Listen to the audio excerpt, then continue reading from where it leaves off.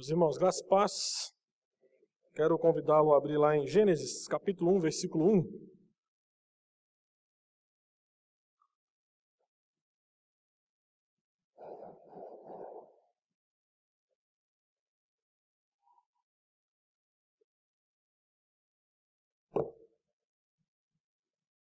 Gênesis, capítulo 1, versículo 1.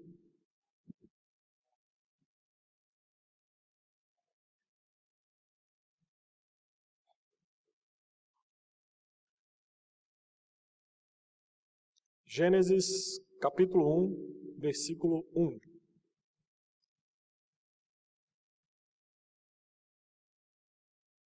Vamos ler todos juntos? Uma só voz. No princípio, criou Deus os céus e a terra. Versículo 1 e 1, né? Calma. Você lembra como que começa o credo apostólico?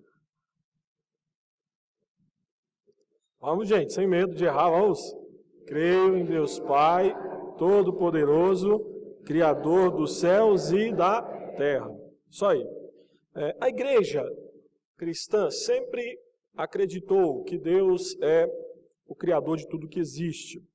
A nossa confissão de fé, no capítulo 4, também atesta essa verdade declarando da seguinte forma: aprove a Deus o Pai, o Filho e o Espírito Santo, para a manifestação da glória de seu eterno poder, sabedoria e bondade, no princípio, criar ou fazer do nada o mundo e todas as coisas existentes nele, quer visíveis, quer invisíveis, no espaço de 6 dias, e tudo muito bom. Todavia, esta ideia de Deus ser o Criador de todas as coisas vem desde o Iluminismo, no século XVIII, sendo abertamente questionada e combatida. Desde a fundação do cristianismo, a crença de Deus como o Criador do mundo foi dominante. Mas, a partir do Iluminismo, as pessoas decidiram livrar-se desse paradigma, desse padrão, dessa ideia. Reverendo Leandro, em um de seus livros, explicou isso da seguinte forma: o ser humano, na Idade Moderna, resolveu completar o grito de independência de Adão. Adão bradou lá no Gênesis, no Jardim do Éden: eu não preciso de um mantenedor. E o ser humano moderno tem bradado: eu não preciso de um Criador. Agora, o ser humano pós-moderno, que é a época em que nós vivemos, quer explicar a sua existência sem precisar admitir que existe um Deus, um Criador por trás dela. E para tentar explicar a origem de todas as coisas, o homem, em sua insanidade, tem se refugiado em teorias mirabolantes.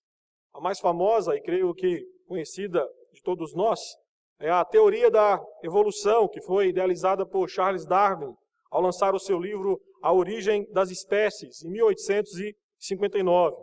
Esta teoria sobre a origem do universo, bem como as demais teorias existentes, trata-se de uma tentativa humana de explicar a existência do ser humano sem precisar apelar para o sobrenatural ou apelar para o divino. Todavia, esta repulsa do divino tem levado o homem para longe da explicação do começo, do princípio de todas as coisas. Contudo, para o cristianismo, para a igreja cristã, isto é diferente. O nosso ponto de partida é Gênesis 1:1, pois ocupando-nos com Gênesis, iremos encontrar a própria fundação do cristianismo. Nosso ponto de partida é justamente a explicação da criação, onde Deus está, onde Deus começa a sua explicação de como todas as coisas veio a existir.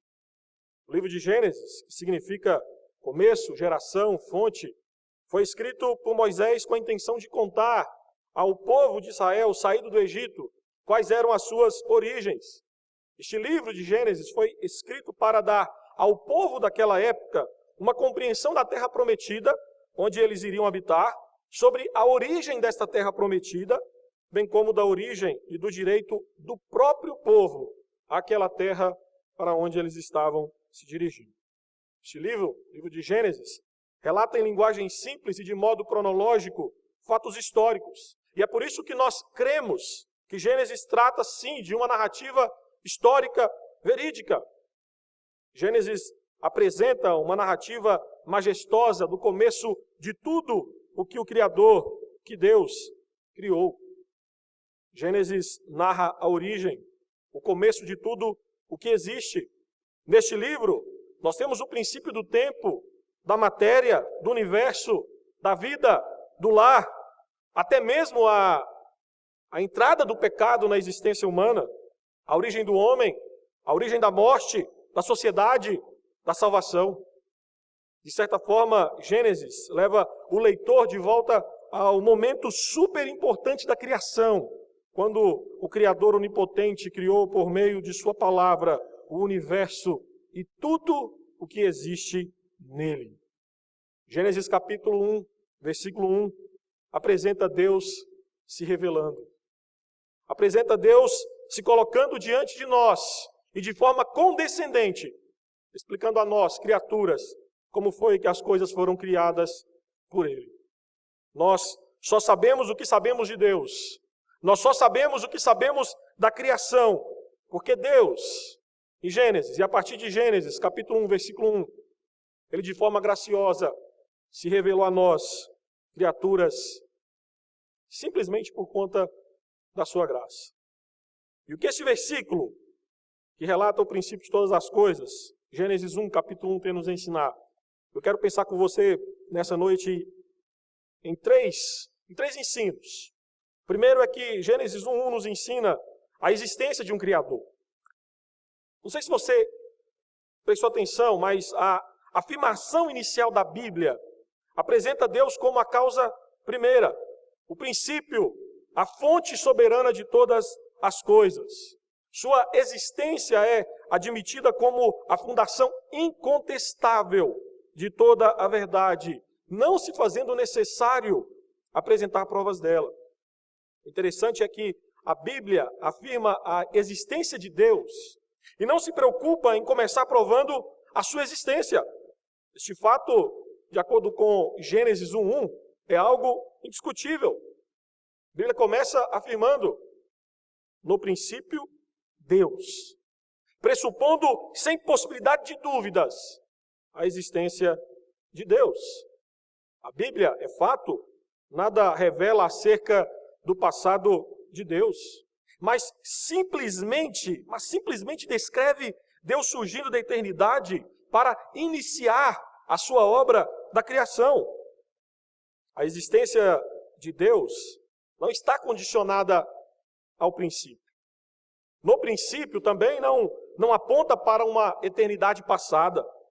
Gênesis 1:1 apenas destaca o ponto inicial do tempo como nós o conhecemos. Como Criador, nesse texto especial ele é chamado de Elohim, apontando sua força, sua majestade, sua grandeza. E quando este nome em hebraico aparece, e aparece, lógico, apontando para a pessoa de Deus, apresenta a sua relação transcendente, ou seja, acima da sua criação. De forma bem clara, Gênesis afirma que, diferente dos seres humanos, ou das demais criaturas, ou criação, Deus é sem princípio. Deus não é gerado, sem oposição ou limitações de poder. Derek Kidner, um escritor, comentando sobre esse texto de Gênesis, afirma que não é por acidente que o termo Deus exerce a função de sujeito da primeira sentença da Bíblia, pois esta palavra domina o capítulo inteiro e salta à vista em cada ponto das primeiras páginas de Gênesis. O nome de Deus, em Gênesis, é usado umas 35 vezes, usando a expressão Elohim. Não apenas nesse primeiro capítulo, mas em outras narrativas de Gênesis. A passagem, na verdade, o livro inteiro fala dele, antes de qualquer coisa. Antes de apresentar qualquer personagem, Gênesis começa apresentando aquele que é a origem de todas as coisas. Sendo assim, o personagem mais importante do livro dos começos não é o ser humano, não é a criação, mas é justamente o Criador, o próprio Deus. Por isso que o uso apologético dos capítulos iniciais de Gênesis, ainda que seja importante, não é adequado porque este não era o propósito do autor de Gênesis.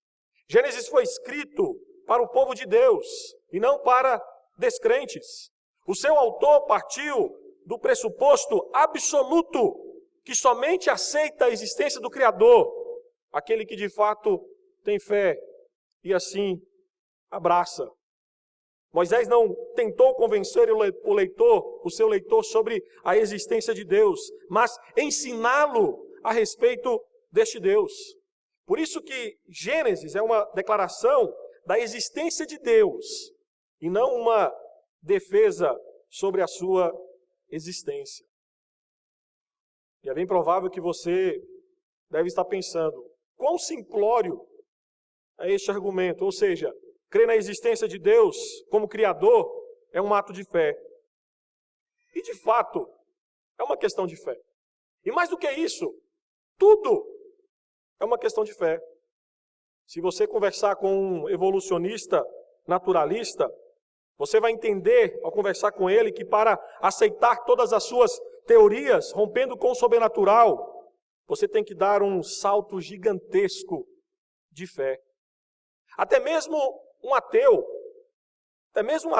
ele precisa de fé. Pois o ateu, ele crê que Deus não existe. E suas ideias a respeito da não existência de Deus não podem ser provadas. Ele não consegue ir até um laboratório e provar que Deus não existe. Então, no final das contas, até mesmo o ateísmo é uma questão de fé, assim como o cristianismo. Por isso que na Bíblia, como nós lemos lá em Hebreus 11:3, crer no Deus Criador é uma questão de fé. Hebreus, que nós lemos na liturgia, declara, pela fé, entendemos que foi o universo formado pela palavra de Deus, de maneira que o visível veio a existir das coisas que não aparecem. Para alguém aceitar que Deus é a origem de todas as coisas, a fé é necessária. Não porque não haja evidências de que Deus é o Criador, mas porque para aquele que não crê, nenhuma evidência é suficiente. Ainda em Gênesis, capítulo 1, versículo 1, há um segundo ensino. Gênesis nos mostra a singularidade do Criador.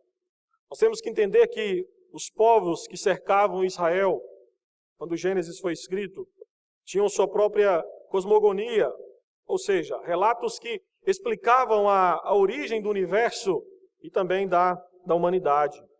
Esses relatos eram mitos que falavam de monstros que lutavam nas profundezas dos oceanos e dos deuses que guerreavam para que o universo viesse a existir. O mais conhecido destes mitos da criação é o épico babilônico Enuma Elish, que foi descoberto em 1849 nas ruínas da biblioteca de Assurbanipal em Nínive, hoje Iraque. Segundo os historiadores, este épico foi escrito no 7º século a.C. Este mito descreve que na mitologia babilônica, os deuses, amorais e caprichosos, disputavam e brigavam uns com os outros. Marduk, o mais soberbo dos deuses, ataca e mata Tiamat, a deusa mãe. Em seguida, ele divide o corpo dela em duas partes, sendo que uma delas se transforma em céu e a outra se transforma na terra. A julgar por este mito e pelo politeísmo que existia nos povos vizinhos a Israel, existia uma grande possibilidade do povo de Israel ser influenciado por essas histórias, por essa ideia de vários deuses. Por isso, Moisés, inspirado pelo Espírito Santo, ao escrever Gênesis, tinha como propósito levar o povo de Israel a pensar numa ética monoteísta, segundo a qual toda a criação é atribuída ao comando do único e verdadeiro Deus. Gênesis apresenta um Deus que sozinho criou todas as coisas e ainda está no controle da sua criação. Gênesis capítulo 1 aponta a singularidade de Deus. Gênesis destaca que há somente um Deus verdadeiro, e este Deus foi aquele que criou todas as coisas existentes neste universo. Gênesis foi escrito para ensinar que Elohim não é simplesmente superior aos deuses das nações vizinhas de Israel, mas que somente Ele é Deus. Como nós cantamos nessa noite, somente Ele é o Criador de todas as coisas. Ainda em Gênesis 1, nós temos ainda um terceiro ensino. Gênesis 1:1 nos ensina não apenas a singularidade, mas aponta também a iniciativa do Criador. O texto de Gênesis 1:1 afirma que, no princípio, Deus criou os céus e a terra.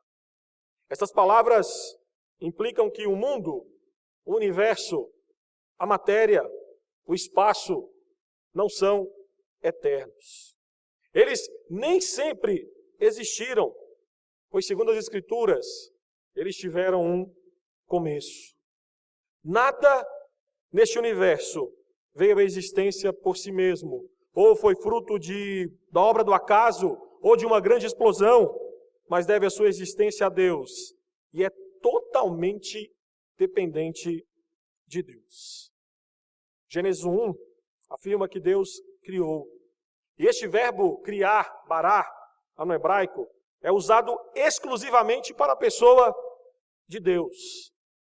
Este verbo em hebraico aponta para a ideia de criar do nada, trazer à existência alguma coisa nova, ainda não vista. Este verbo tem unicamente Deus como sujeito e só pode ser usado para Deus, pois somente Ele tem o poder de criar a partir do nada.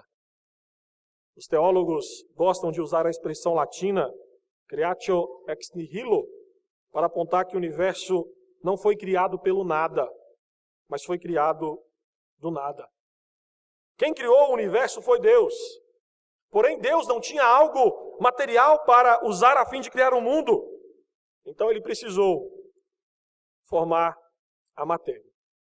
Isso não significa que a matéria seja, portanto, uma extensão de Deus, como crê o panteísmo. Nada disso, pois Deus ele transcende a matéria. Na verdade, Deus, no seu poder absoluto, criou a matéria do nada. Devemos destacar também que este versículo deixa claro o que foi que Deus criou. Deus criou os céus e a terra. E essa expressão, céus e terra, segundo o reverendo Mauro Meister, é chamado de merisma, ou seja, uma parte representando o todo. A língua hebraica não possuía nos dias de Moisés um termo para denominar o universo. Céus e terra representam aqui tudo o que o autor e seus leitores concebiam como criação de Deus, tudo o que eles podiam ver, tudo o que eles podiam perceber nos céus e na terra. Desta forma, esta expressão, céus e terra, serve para expressar aquilo que é maior, ou seja, o universo. E é importante lembrar, e nós temos que ter isso na cabeça quando lemos Gênesis, que as partes individuais, terra e os céus, não representavam para o autor e para os leitores originais de Gênesis as mesmas coisas que representam para nós hoje. Moisés não tinha uma visão clara do que é o globo terrestre, o planeta Terra. Moisés não tinha uma visão que o globo era azul, como nós o conhecemos. Moisés não sabia que havia rotações e translações, ou do sistema solar, como nós conhecemos. Nada disso. Por isso devemos ler Gênesis, capítulo 1, versículo 1, com a ideia, não com a ideia que nós temos desse planeta azul que nós conhecemos, mas entendendo qual era a visão de Moisés e dos seus primeiros leitores. E na visão do autor, no princípio Deus criou todas as partes do universo que lhe era conhecido. O solo, o lugar geográfico onde pisava, o que estava acima dele, os céus e tudo o que neles está, o sol, a lua, as estrelas e por aí vai. Você tem que entender é que Gênesis 1 nos mostra que o universo ele só veio a existir porque o Criador teve esta iniciativa. Sem a sua ação iniciadora, nada do que nós conhecemos hoje, nada do que nós desfrutamos hoje. Aliás, nós não existiríamos. Tudo que existe, assim nós cremos. E Gênesis 1 nos mostra isso. Só veio a existência porque Deus, como Criador, teve a iniciativa de fazer disto uma realidade existente. E eu quero pensar com você 3 aplicações para que você possa aplicar esse texto na sua vida, para que possamos, como igreja, aplicar esse texto no nosso viver diário. A primeira aplicação que penso com você nessa noite e que trago para você é que negar a existência de Deus, como Gênesis 1 nos mostra, é lançar-se no desespero. A fórmula naturalista, evolucionista para a origem do universo é: ninguém vezes nada é igual a tudo. A concepção que muitos defendem aí fora, e nós temos visto isso entrar em muitas faculdades, e principalmente jovens evangélicos sendo bombardeados com essa ideia, é que não existe um Criador. Não houve um projeto ou um propósito maior, vindo de uma origem divina. Tudo o que vemos simplesmente emergiu e se desenvolveu simplesmente por obra do acaso, do nada. No lugar de Deus como Criador, o evolucionista, o ateu, tem colocado o acaso, a pura sorte, acidente, casualidade, coincidência. Na concepção destes homens, o acaso é o verdadeiro Criador. Sendo assim, a única filosofia de vida que funciona para um evolucionista ou para um ateu, por exemplo, é aquilo que nós chamamos de niilismo, que é uma filosofia que diz que tudo é totalmente sem significado, sem lógica, sem razão. Logo, essa vida é tudo o que nós temos. Não existe Deus que nos fez, não existe Deus que nos conhece, não existe um Deus que na pessoa de Jesus Cristo veio aqui por nós. Não existe um Deus que nos conforta e quando morrermos, não tem um Deus para nos receber. Só existe esta vida. O aqui e agora é tudo que há, pois você vem do nada e de ninguém. Você está aqui para cumprir propósito nenhum. Agora pare para pensar que é nisto que muitas pessoas têm fundamentado suas vidas. É em cima deste tipo de pensamento, deste tipo de ideologia, de teoria, que muitos têm edificado suas vidas. E este pensamento e este fundamento de vida inevitavelmente leva ao seguinte: quando a sua vida está sofrida, quando você está lutando, quando você está machucado, fisicamente mal, foi diagnosticado com câncer, quando o seu casamento é uma bagunça, quando os seus filhos são horríveis, quando o seu chefe te demite, quando você está emocionalmente acabado, você não tem para onde correr. Você é simplesmente uma pessoa sofrida e a vida na terra é simplesmente difícil e complicada para você.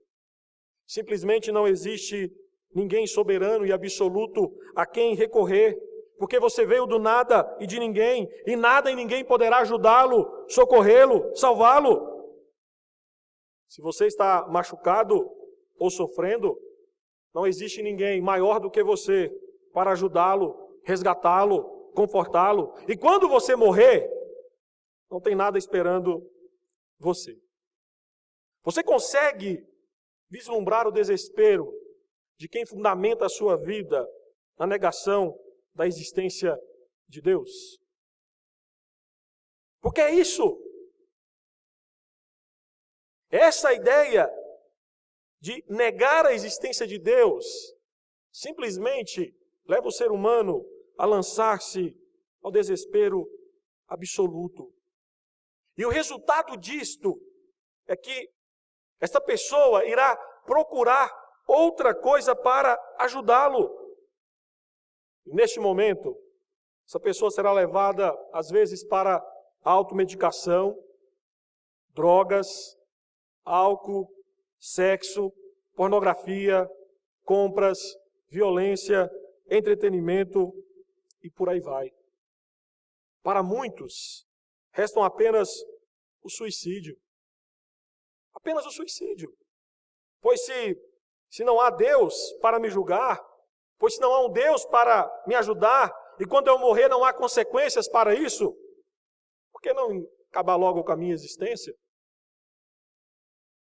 De fato, negar a existência de Deus é lançar-se no mais profundo desespero. Pois negar a existência de Deus implica não saber de onde viemos, onde estamos e muito menos para onde estamos caminhando. Negar a existência de Deus é nada entender sobre o mundo, sobre a vida ou sobre qualquer outra obra da criação de Deus. James Packer afirma que para aqueles que negam a Deus, o mundo se torna um lugar estranho, louco, penoso, e viver nele é algo decepcionante e desagradável. A pergunta que temos que fazer é: em que temos fundamentado a nossa fé? É de fato neste Deus Criador? Porque se não for em Deus, o que está reservado para mim e para você é simplesmente lançar-se ao desespero absoluto. Segunda aplicação que penso com você é que negar a existência de Deus é uma porta para o liberalismo moral. Negar a existência de Deus é uma porta para o liberalismo moral. Negar a existência de Deus abre as portas para o liberalismo moral, pois não existe mais um padrão absoluto para nada. Dostoiévski dizia que se Deus não existe, tudo é permitido. E seguindo essa ideia, o biólogo e escritor inglês, o ateu Richard Dawkins, que escreveu o livro Deus, um Delírio, ele lançou uma campanha estampada em ônibus e outdoor por toda a Inglaterra com a seguinte frase: provavelmente não há Deus. Portanto, deixe de se preocupar e aproveite a sua vida.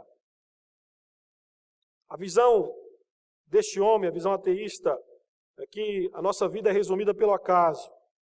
Não existe propósito pelo qual estamos aqui. Consequentemente, não há julgamentos, não há um legislador, não há um padrão moral que transcende espaço, tempo e cultura. Dessa forma, ideias como moral, ética, certo, errado, bem e mal, tornam-se apenas meras ilusões, pela ausência de regras morais que independe do ser humano. A moralidade do ateu se torna simplesmente subjetiva, isto é, as regras morais derivam de convenções sociais. Em outras palavras, cada sociedade define o que é certo e o que é errado. Certo e errado é meramente uma questão de ponto de vista. E dentro dessa lógica, o pecado se torna fruto de convenções pessoais. A Bíblia não define mais o que é certo ou o que é errado. Mas cada pessoa é quem escolhe aquilo que é certo ou aquilo que é errado.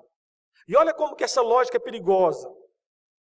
Um pedófilo, um estuprador, uma mãe que faz um aborto, dependendo da sociedade, pode ser vista como má, mas também pode ser vista como boa. Mas ao mesmo tempo, aquela que é vista como má, ela não pode ser moralmente responsabilizada. Cada sociedade ou cada indivíduo passa a escolher o que é melhor para si. Foi essa ideia que levou Hitler a matar milhões de judeus. Pois na cabeça dele, e parte da sociedade alemã, era o certo. Entenda que o ateísmo nada mais é que a necessidade de retirar Deus de cena para que o homem possa ser colocado em um pedestal, criando suas próprias regras, vivendo do jeito que ele se sente melhor. As pessoas querem se sentir confortáveis em seus pecados e não há como fazer isso sem eliminar a existência de Deus. Por isso, retirando Deus de cena, o temor das consequências do pecado desaparecem. Julian Huxley, que foi líder da Unesco durante quase 30 anos e um dos principais evolucionistas do mundo, quando estava vivo, afirmou que eu creio que a razão porque nos agarramos à teoria da evolução foi porque a ideia de Deus interferia em nossos princípios morais sobre o sexo.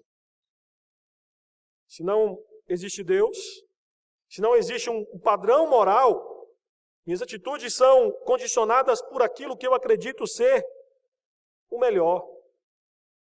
E a nossa sociedade brasileira, aos poucos, vai cedendo a este tipo de liberalismo moral, fruto de uma visão de mundo ateísta. Pense bem, pouco tempo atrás, o que regia a nossa sociedade era um padrão moral cristão bíblico. Exemplo, o casamento era monogâmico entre um homem e uma mulher. Hoje o casamento pode ser poligâmico e entre pessoas do mesmo sexo. Antes, um jovem e uma jovem procuravam casar-se virgem. Hoje, como dizia uma música tempos atrás, a onda agora é namorar pelado. Antes, o homossexualismo era visto como pecado. Hoje, falar que homossexualismo é pecado é crime. Antes, o casamento era até que a morte o separe. Hoje, é até haver incompatibilidade ou acabar o amor. Se não existe Deus, consequentemente não há um padrão moral absoluto, não haverá um juízo final. Então, eu viverei a vida fazendo o que eu acredito ser o certo, independente do que os outros pensem ou achem. Isto é o pensamento de um ateu consistente com a sua crença. E aqui eu quero fazer um alerta para você que me escuta. Cuidado. Cuidado porque, às vezes, você como cristão pode acabar se tornando um ateu prático. Pois quer viver segundo suas convenções pessoais e não de acordo com as regras estabelecidas pelo Criador, por Deus. Já ouviu aquela frase da boca de algum cristão? Isto não tem nada a ver. Cansei de ouvir isso. Cristãos dizendo, olha, não tem nada a ver eu ser cristão e defender o aborto. Não tem nada a ver eu ser cristão e defender o casamento homossexual. Não tem nada a ver eu ser cristão e defender o sexo fora do casamento. Escute bem, não tem nada a ver você ser cristão com essa mentalidade. O padrão moral do cristão não é definido por aquilo que nós achamos, por aquilo que nós entendemos, por aquilo que nós resolvemos como sociedade, por aquilo que a nossa cultura diz, pelo que aquilo que a mídia nos coloca. Não. O nosso padrão de moralidade é definido por Deus e sua palavra. É Deus, o Criador, que define qual é o padrão de moralidade que uma cultura, que uma sociedade, que um indivíduo tem que viver, tem que defender, tem que pregar. É Deus. E aí entenda que se retirarmos Deus de cena, não há necessidade de pensarmos em certo e errado. Porque somos nós que iremos escolher e dizer o que é certo e o que é errado. E a última aplicação que trago para nós essa noite, a partir desse texto, é que negar a existência de Deus é dizer não para Cristo, o mediador da criação e da redenção. Quando alguém nega a existência de Deus, ele está simplesmente negando a obra salvadora de Jesus Cristo. O que cremos, e a nossa confissão de fé atesta isto, é que a criação provém do Deus Pai, mas o trabalho foi feito por intermédio de Jesus Cristo e pelo Espírito Santo. Contudo, negar a existência de Deus é negar a obra e vida de Cristo, o mediador da criação. João atesta, texto que nós lemos lá em João capítulo 1, versículos de 1 a 3, todas as coisas foram feitas por intermédio de Cristo, e sem Ele, nada do que foi feito se fez. Colossenses capítulo 1, versículo 16, Paulo também afirma que em Cristo foram criadas todas as coisas, nos céus e sobre a terra, tudo foi criado por meio dele e para ele. As palavras do apóstolo João e também do apóstolo Paulo, Cristo está no centro do ato da criação e da redenção como mediador.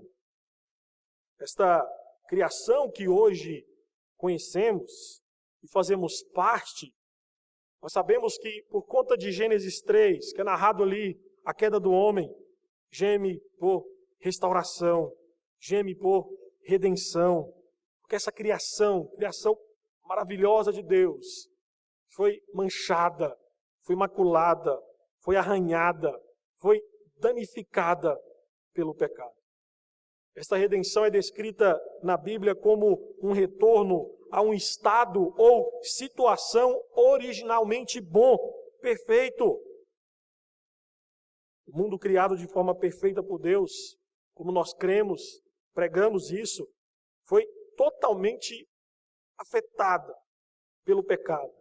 E Cristo, o mediador da criação, Ele também, para glória e louvor da sua igreja, é também o mediador da criação, da redenção, da criação do Senhor. Devemos entender que em Jesus Cristo, Deus não rejeita a sua primeira criação e faz uma nova, mas Ele persiste na sua criação original e caída. Uma das coisas mais sublimes que nós encontramos nas Escrituras Sagradas é ver que Deus se recusa a abandonar a obra de suas mãos e, de fato, Ele sacrifica o próprio Filho para salvar o seu projeto original. Quando Cristo esteve entre nós, Ele nos deu alguns vislumbres desta redenção através dos seus milagres. A maioria dos milagres de Jesus são milagres de restauração. Restauração à saúde, restauração à vida, restauração à liberdade da possessão demoníaca. Os milagres de Jesus nos dão um exemplo do significado da redenção. Libertação da criação, das algemas do pecado e do mal. E a reinstalação da vida criada como planejada por Deus. O que temos que ter em mente é que se toda a criação foi afetada por causa da queda de Adão, toda ela é recuperada pela obra salvadora de Jesus Cristo. E a implicação disto para a nossa vida é que a raça humana em Adão, nós em Adão, nós pervertemos o mundo. Mas a raça humana em Cristo Jesus a renova. Sendo assim, se eu negar a existência de Deus, consequentemente, tenho que negar que um dia o mal cessará, que a morte não terá mais poder, que o mundo será restaurado, pois tudo isso é fruto da obra salvadora de Jesus Cristo. Todavia, se eu creio em Cristo e em sua obra, consequentemente creio em Deus, isso traz sérias implicações para a minha vida. E as implicações não são apenas de ordem escatológica, ou seja, apenas para a eternidade, mas são implicações para Aqui e agora. Assim sendo, se sua vida está um caos, Cristo, o restaurador, tem poder para colocá-la em ordem hoje. Se sua família está destruída, Cristo, o Criador da família, tem poder para restaurá-la. Se seu filho está perdido, Cristo tem poder para achá-lo e salvá-lo. Se seu coração está ferido, sangrando, machucado pelas lutas da vida, Cristo tem poder para curá-lo, para sará-lo. Se a sua esperança de dias melhores acabaram, Cristo é a esperança de dias melhores. Cristo é a certeza de dias melhores. Se você está vivendo uma vida sem sentido, sem direção, Cristo é aquele que dá sentido à nossa existência. Hoje, em Cristo, temos apenas uma fagulha daquilo que nós teremos na eternidade em sua presença. Ser nova criatura em Cristo é acreditar que a redenção em Cristo acrescenta o remédio para o pecado, que a graça de Deus interrompe a nossa queda e que quando Jesus Cristo voltar, este remédio será totalmente aplicado sobre a sua criação e a mesma será redimida de todos os males do pecado.